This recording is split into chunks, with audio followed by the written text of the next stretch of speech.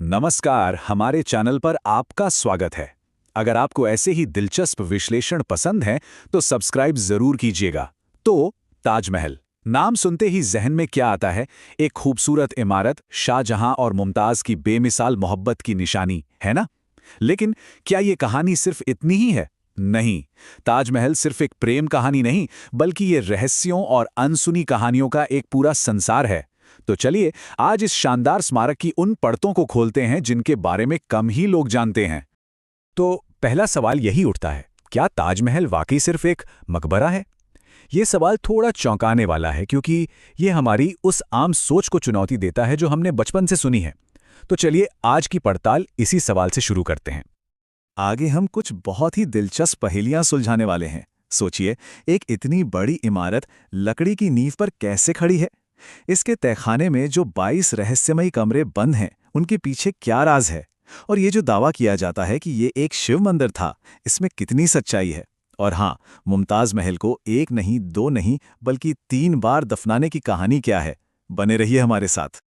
तो चलिए सबसे पहले उस कहानी से शुरू करते हैं जो इस संगमरमरी इमारत की रूह है। ये कहानी है शाहजहां और मुमताज के बेपनाह प्यार और फिर बिछड़ने के गहरे दर्द। साल था 1631। अपनी 14वीं संतान को जन्म देते वक्त मुमताज की मौत हो गई। कहते हैं शाहजहां पर तो जैसे दुखों का पहाड़ टूट पड़ा। उन्होंने संगीत, अच्छे कपड़े, जश्न, सब कुछ छोड़ दिया। कहा जाता है कि उनके आंसू रुकते ही नहीं थे, जिससे उनकी आंखें तक कमजोर हो गईं और कुछ ही दिनों में उनकी दाढ़ी का एक बड़ा हिस्सा सफेद हो गया। और इसी गहरे अथाह दुख ने उन्हें वो करने के लिए प्रेरित किया, एक ऐसा मकबरा बनाने के लिए जैसा दुनिया ने पहले कभी न देखा हो।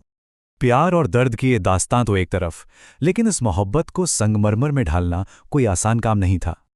तो अब जरा इसकी इंजीनियरिंग के कमाल को समझते हैं, वो अविश्वसनीय तकनीक जो इसे आज भी मजबूती से खड़ा रखे हुए है। आपको जान के हैरानी होगी, लेकिन ताजमहल की नींव लकड़ी की है। हाँ, लकड़ी की। अब सोचिए, एक नदी के ठीक किनारे लकड़ी की नींव पर इतना भारी भरकम ढांचा आखिर 400 सालों से कैसे टिका हुआ है? ये तो नामुमकिन सा लगता है ना? तो यहीं पर है असली कमाल। इसे बनाने वालों ने एक बहुत बड़ी कमजोरी को ही इसकी सबसे बड़ी ताकत बना दिया। देखिए, इसकी नींव में आबनूस नाम की एक खास लकड़ी का इस्तेमाल हुआ, जो होती तो पत्थर जितनी मजबूत है, लेकिन इस लकड़ी की एक शर्त है, इसे मजबूत रहने के लिए लगातार नमी चाहिए। और वो नमी कहाँ से मिलती है? ठीक बगल में बह रही यमुना नदी से। तो यमुना का पानी इस लकड़ी को कमजोर नहीं करता, बल्कि उसे और भी ज्यादा मजबूत बनाता है। कमाल की सोच है ना? और सिर्फ यही नहीं, जरा इसकी बनावट की दूरदर्शिता देखिए। ताजमहल के चारों कोनों पर जो 4 मीनारें हैं, क्या आपने कभी ध्यान दिया है? वो एकदम सीधी नहीं है, वो हल्का सा बाहर की तरफ झुकी हुई हैं। और ऐसा जानबूझकर किया गया है। क्यों? ताकि अगर कभी कोई जबरदस्त भूकंप आए तो ये मीनारें अंदर की तरफ नहीं, बल्कि बाहर की तरफ गिरें, और जो मुख्य गुंबद है वो पूरी तरह महफूज रहे। सोचिए, 400 साल पहले की अर्थक्वेक प्रूफिंग। और इसकी शान शौकत को देखिए। ये सिर्फ हिंदुस्तानी कारीगरी का नमूना नहीं है, ये एक ग्लोबल प्रोजेक्ट था। इसके दीवारों में जो नक्काशी है, उसमें दुनिया भर का खजाना जड़ा है। कोई 40 से भी ज्यादा तरह के बेशकीमती पत्थर, जैसे अफगानिस्तान से लैपिस लजूली, चीन से जेड, तिब्बत से फिरोजा और अरब से मूंगा, मतलब पूरी दुनिया की दौलत इसकी खूबसूरती में सिमट आई थी। इंजीनियरिंग और खूबसूरती की बातें तो हो गईं, लेकिन ताजमहल की कहानी यहीं खत्म नहीं होती। अब चलते हैं इसके उस हिस्से की तरफ जहां हकीकत और अफसानों के बीच की लकीर धुंधली हो जाती है। बात करते हैं उन अनसुनी कहानियों और रहस्यों की जो इसके साये में आज भी जिंदा हैं। सबसे मशहूर कहानियों में से एक है काले ताजमहल की।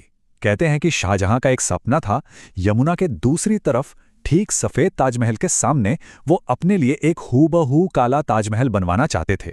एक सफेद, एक काला, एक बेमिसाल जोड़ा। लेकिन किस्मत को कुछ और ही मंजूर था। इससे पहले कि यह सपना सच हो पाता, उनके ही बेटे औरंगजेब ने उन्हें कैद कर लिया और यह ख्वाब हमेशा के लिए ख्वाब ही रह गया। और फिर आती है वो कहानी जिसे सुनकर रूह कांप जाती है कि शाहजहां ने इसे बनाने वाले 20,000 कारीगरों के हाथ कटवा दिए थे ताकि दुनिया में दूसरा ताजमहल कभी ना बन सके। ये कहानी बहुत मशहूर है और सालों से सुनाई जाती रही है।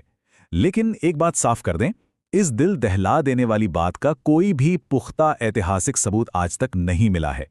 ये एक किंवदंती है, एक मिथक। मिथकों से अब हम बढ़ते हैं एक ऐसे विवाद की ओर जो आज भी गरमाया हुआ है, और ये जुड़ा है ताजमहल के सबसे बड़े रहस्य से। इसके बंद दरवाजों के पीछे आखिर क्या है? जी हां, ताजमहल के तहखाने में एक दो नहीं, पूरे 22 कमरे हैं, और ये कमरे हमेशा से बंद हैं। भारतीय पुरातत्व सर्वेक्षण विभाग यानी ASI ने इन पर ताले लगा रखे हैं। कोई नहीं जानता कि इन दरवाजों के पीछे क्या है, और जब कोई चीज छुपाई जाती है तो जाहिर है कई तरह की अटकलें और कहानियां जन्म लेती हैं। इन्हीं अटकलों में से एक सबसे बड़ा दावा है तेजो महालय का। इस थ्योरी के मुताबिक ताजमहल असल में एक मकबरा नहीं, बल्कि एक पुराना शिव मंदिर था। इस दावे को मानने वाले कुछ सबूत भी देते हैं। जैसे एक गवाह का कहना है कि उसने 1934 में एक छेद से अंदर झांका तो उसे खंभों पर हिंदू देवी देवताओं की तस्वीरें नजर आईं। और ये भी कहा जाता है कि उन कमरों में बड़े बड़े रोशनदान हैं जो पुराने हिंदू मंदिरों की वास्तुकला का हिस्सा हुआ करते थे। अब हम यहाँ किसी भी दावे का पक्ष या विपक्ष नहीं कर रहे हैं। हमारा काम सिर्फ जानकारी सामने रखना है। जैसा कि हमारे स्रोत में भी साफ लिखा है, इन दावों में कितनी सच्चाई है ये कह पाना मुश्किल है। ये बातें एक ऐतिहासिक बहस का हिस्सा जरूर हैं, लेकिन इन्हें पुष्ट तथ्य नहीं माना जा सकता। और चलिए जाते जाते एक और हैरान कर देने वाला लेकिन 100% सच्चा किस्सा सुनते हैं।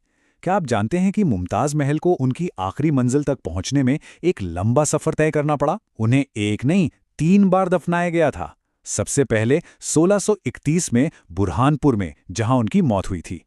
फिर कुछ महीनों बाद उनके शरीर को आगरा में यमुना किनारे एक बाग में अस्थायी तौर पर दफनाया गया।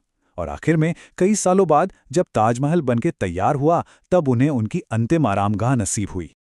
तो देखा आपने, एक इमारत लेकिन कहानियां कितनी सारी। तो आखिर इसकी असली विरासत है क्या? क्या यह सिर्फ मोहब्बत की एक निशानी है, या इंजीनियरिंग का एक बेजोड़ करिश्मा, या फिर एक ऐसा अनसुलझा रहस्य जिसकी परतें आज भी खुल रही हैं? शायद इसकी असली खूबसूरती इसी में है कि ये इन सब का एक मिला-जुला रूप है। एक ऐसा सवाल जिसका जवाब हर कोई अपने अपने नजरिए से ढूंढता है। हमारे साथ ताजमहल के सफर पर आने के लिए आपका बहुत बहुत शुक्रिया।